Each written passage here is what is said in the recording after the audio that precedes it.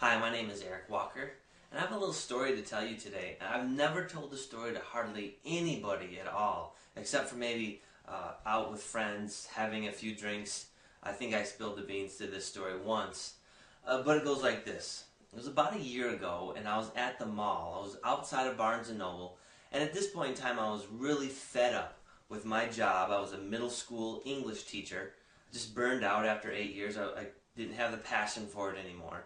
I was also in the throes, right in the middle of finishing my master's degree. I was about halfway done, and I just couldn't see the point in finishing anymore. I was really having a hard time.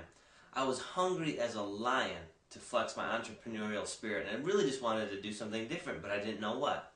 So I'm standing outside of Barnes & Noble. I'm at the mall, and a gentleman, about 10 years older than me, approached me. He was very well dressed, charismatic, really clean, well spoken for.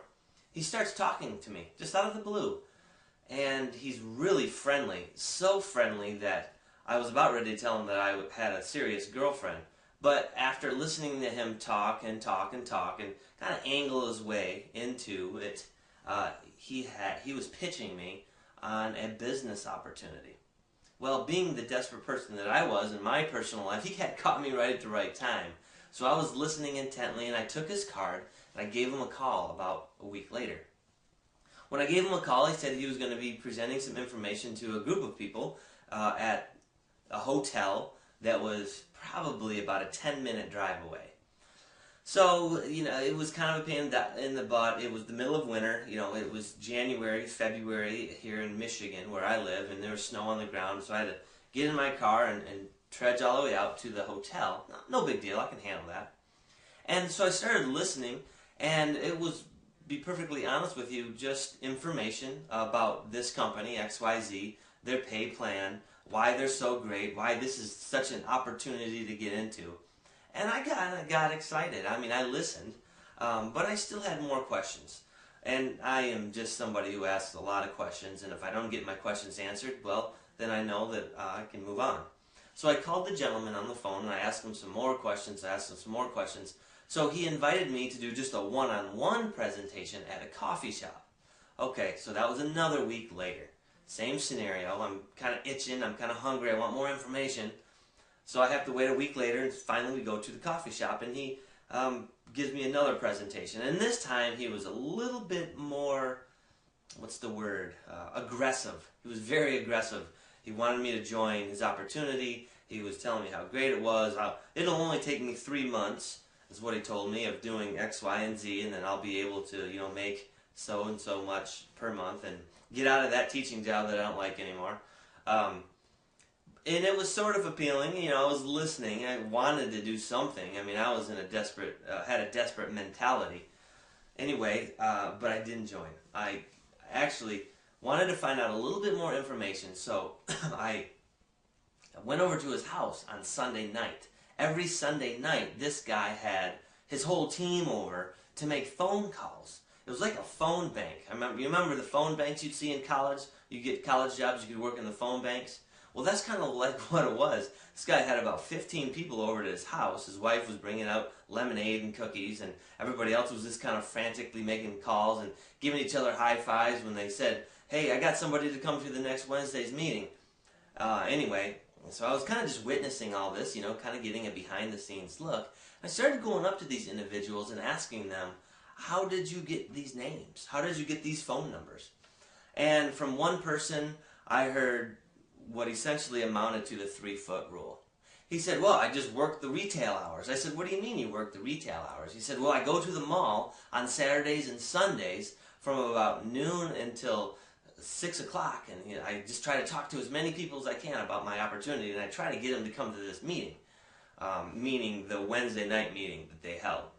I talked to another person, and he said, well, things haven't been going so well for me, so I started buying leads. I said, how much do these leads cost? He said, well, about $150, and he told me how much he could get and what he could kind of expect from $150 worth of leads. And that didn't sound that great to me either.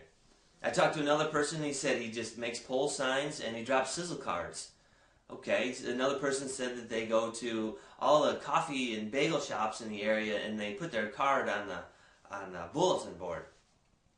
So I'm hearing all these things and I'm thinking, you know, that doesn't sound that professional. That doesn't sound that appealing to me. I wouldn't, you know, as a teacher, I wouldn't do that. A doctor or a lawyer, they wouldn't do that. So I really wasn't that impressed. But I liked the idea of residual income. I mean, gosh, who doesn't? I fell in love with the idea of residual income, and I didn't necessarily think that the company or the products were that bad. I just thought this business model was the stupidest thing I'd ever seen. So what did I do? The first thing I did, and I want you to listen closely because this is the moral of the story. The first thing I did is I went home and I got on my computer and I Googled it. That's right. I Googled it just like anyone else did. And guess what I typed in? Free MLM lead generation. That's right. That's what it is. That's what I wanted to know about. Free MLM lead generation. And one thing led to another. And you know what I found? I found The Renegade Network Marketer by Seyg. And I did pay $67 to read it. And I then, from there, upgraded to Renegade Professional. And I studied attraction marketing.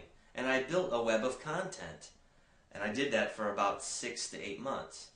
So the moral of the story is, if you're an old school network marketer and you're still doing the outdated pitch fest, 3-foot rule, names list, bothering friends and family, you're losing your prospects to Google. Because when they want to find out more information, when they want to get the real inside scoop, they're going to their computer.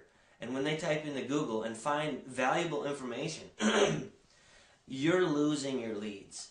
And so I want to, I want to encourage you to start looking into and adopting the attraction marketing principles. The first place that you can do that is Seyg's new free report. It's called the Attraction Marketer's Manifesto. And you're going to find a link somewhere around here at this page. I want you to click it, and I want you to check it out because you're going to be really intrigued. If you're still doing the hotel meetings thing, home meetings, pitch fest, business cards, pole signs, whatever, you need to start learning about attraction marketing, at least so you can compete with all the other people that are migrating onto the internet. Because when you are competing with them, you're going to lose out. You're going to lose your prospects to them. Okay, so my name's Eric Walker, and that's a short story. I just wanted to tell you about how I got involved with attraction marketing and how so many other people are getting involved with attraction marketing. Good place to find some more information, some free information, is the Attraction Marketer's Manifesto, a free report, 75 pages long, by Seyg. Thank you.